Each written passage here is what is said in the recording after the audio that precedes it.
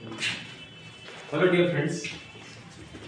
Friends today I am going to teach. आज मैं आपको इंट्रोगेटिव सेंटेंसेस कैसे बनते हैं बताने जा रहा हूं। प्लीज वॉच वेरी अटेंटिवली, क्योंकि जिसको प्रश्न पूछना नहीं आता है वो अंग्रेजी बोल भी नहीं सकता। अंग्रेजी बोलने के लिए प्रश्न इंट्रोगेटिव सेंटेंसेस आने बहुत जरूरी है, अदरवाइज दूसरा बोलता रहेगा, आप उससे कुछ पूछ ही नहीं पाएंगे। So watch very attentively everybody. देखिए, दो टाइप से इंट्रोगेटिव वर्ड्स बनते हैं। The first one is structure, मैंने लिख रखा है। इंट्रोगेटिव वर्ड आता है, यानी इंट्रोगेटिव प्रोनाउन आता है पहले, फिर सहायक क्रिया आती, आई मीन हेल्पिंग वर्ब आती है, फिर आपका सब्जेक्ट आता है, और फिर उसके बाद वर्ब की फॉर्म आती है। Okay everybody, is it clear? So please watch the sentences first. आपने कितनी बार दवा ली है? आपने कितनी बार दवा ली है? तो सबसे पहले क्या आएगा डियर फ्रेंड्स? इंट्रोगेटिव वर्ड आएगा। या इस सेंटेंस में कौन सा ऐसा वर्ड है जो प्रश्न पूछने का काम कर रहा है? तो आप देख रहे हैं यहां कितनी बार। सबसे पहले इसका ट्रांसलेशन आपको बनाना पड़ेगा। तो कितनी बार, हाउ ऑफन। ओके, फिर क्या कह रहा है? हेल्पिंग वर्ब, सहायक क्रिया अब लगाना पड़ेगा टेंस के हिसाब से, यानी ये प्रेजेंट परफेक्ट टेंस है और आप लगा हुआ है, यानी प्रेजेंट परफेक्ट में क्या होता है? हैज या हैव आता है। तो यू आपके हिसाब से हैव आएगा, तो हमने हैव लगाया इसमें। How often have. फिर इसके बाद क्या आता है? आपका सब्जेक्ट आता है डियर फ्रेंड्स, फिर मैंने सब्जेक्ट लगाया। हाउ ऑफन हैव यू, फिर टेकन माने लेना, वर्ब की third form. How often have you taken medicine? Is it okay? Okay, what the next one? वह किसके साथ खेल रही है? Watch very attentively dear friends. वह किसके साथ खेल रही? तो पहले किसके साथ की अंग्रेजी आएगी? With home. वह किसके साथ खेल रही थी? नॉट है, यहां थी है, तो किसके साथ खेल रही थी? तो विद होम पहले आएगा, फिर था थी में क्या होता है? वाज या वर आता है, तो वह के साथ वाज आता है। तो फिर क्या होगा? इंट्रोगेटिव वर्ड के बाद फिर सहायक क्रिया आपकी वाज आएगी, फिर आपका सब्जेक्ट आएगा, और फिर इसके बाद वर्ब आएगी। Right? Watch the third one. आपने यह कार किसके लिए खरीदी है? तो यहां इंट्रोगेटिव वर्ड कौन है? किसके लिए। ये सबसे पहले आपको लिखना पड़ेगा। क्या लिखना पड़ेगा? किसके लिए। ओके, फिर इसके बाद इसकी सहायक क्रिया आपको लिखनी पड़ेगी। सहायक क्रिया मतलब हैज या हैव, क्योंकि प्रेजेंट परफेक्ट टेंस है ये। तो आपको क्या लिखना पड़ेगा? आप लगा हुआ है इसलिए हैव लगाना पड़ेगा। तो for home have you purchased this car? आपने यह कार किसके लिए खरीदी है? Okay, any problem? Okay, next one. तुम थोड़ी देर पहले किससे बात कर रही थी? तो किससे की अंग्रेजी क्या होगी? To home. Were you talking a little before?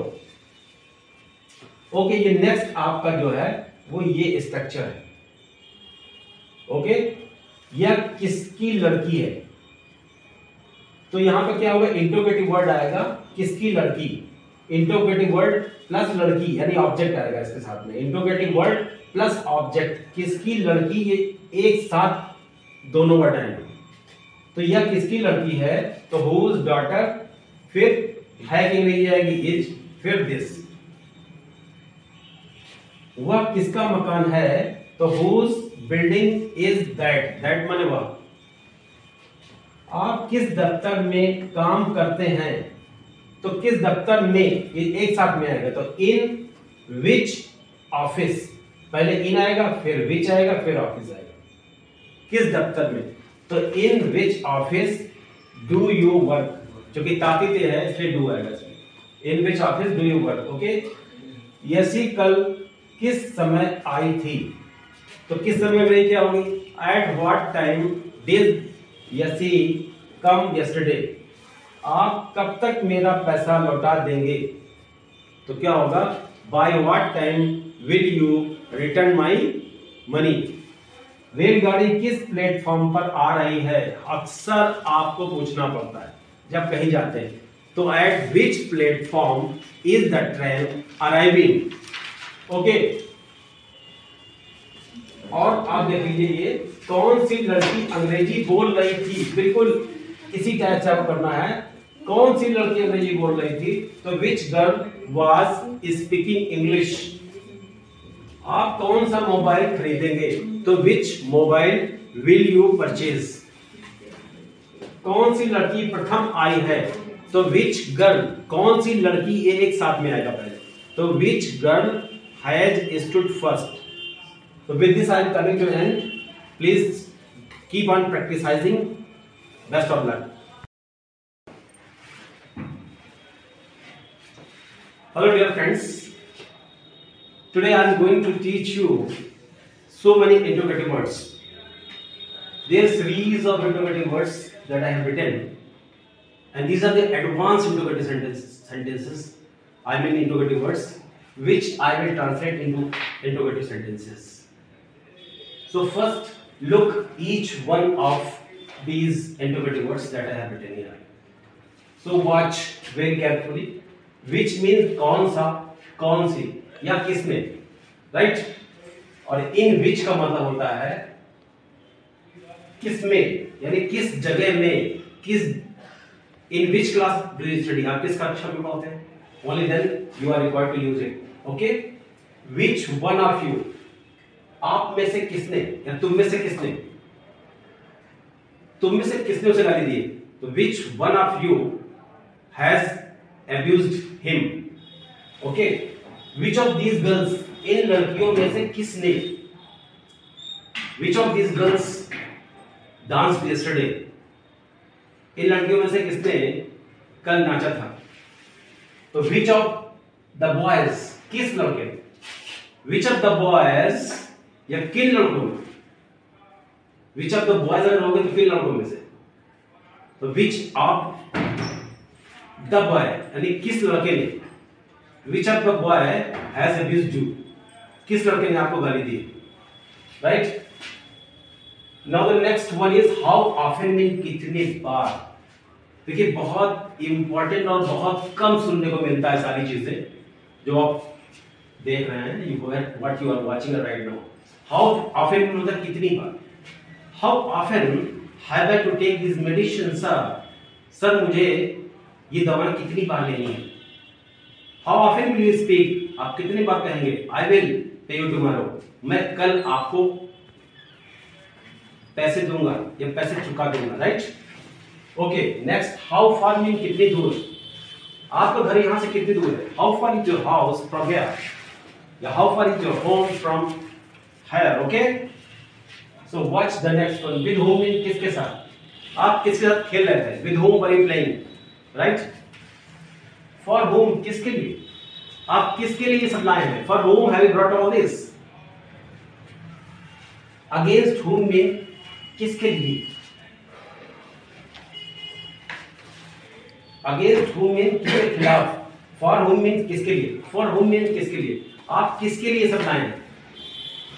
Okay, तो for home have you brought all this, और किसके खिलाफ, अगेंस्ट होम, आप किसके खिलाफ बात कर रहे हैं, तो against home are you talking, under home किसके नीचे या किसके अधीनस्थ, आप किस अधिकारी के नीचे काम करते हैं, अधीनस्थ काम करते हैं, तो under which officer do you work, right. In favour of home किसके पक्ष में, in favour of home will you cast your vote, आप किसके पक्ष में अपना मत डालेंगे, इन हुज प्रेजेंस किसके सामने, आपने किसके सामने पैसे दिए थे, in whose presence did you give money, right. So like this actually you have to transform my sentences in which I have explained you earlier.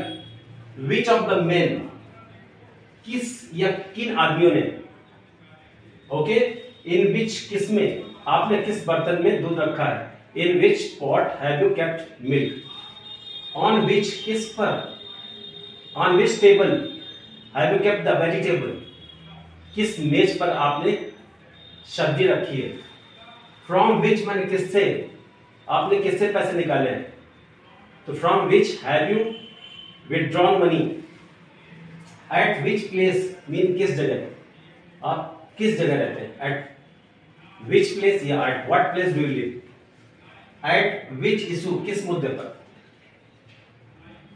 वह किस मुद्दे पर आपसे लड़ गया, at which issue did he quarrel you, at whose behest किसके कहने पर, at whose behest have you done it आपने किसे कहने पर ये सब किया है, at what day of month महीने की किस तारीख को आप वहां जाएंगे, at what date of month will go there, how much mean कितना, how much do you love me आप मुझे कितना चाहते हैं, ओके, हाउ मेनी मीन कितने, how many books will you purchase today आप आज कितनी किताबें खरीदेंगे, ऑन व्हाट डे मीन किस दिन, आप मेरे घर किस दिन आएंगे, on what day will you come to my house, at by what time mean कब तक, by what time will the train depart कब तक रेलगाड़ी छूटेगी, व्हाट काइंड ऑफ मीन किस प्रकार का या की, what kind of food do you like आप किस टाइप का भोजन पसंद करते हैं,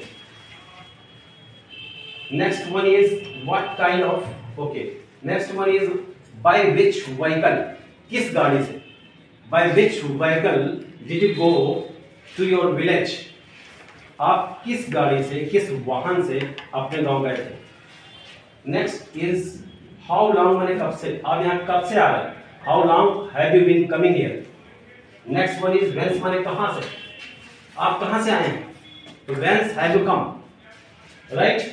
So these are the very important interrogative words which I have written. Every one of you is required to practice very well to get the command over the translation. I mean, if you don't know, until you know interrogative words, you won't be able to speak good English. So with this, I am coming to end. Keep on studying with me. Best of luck.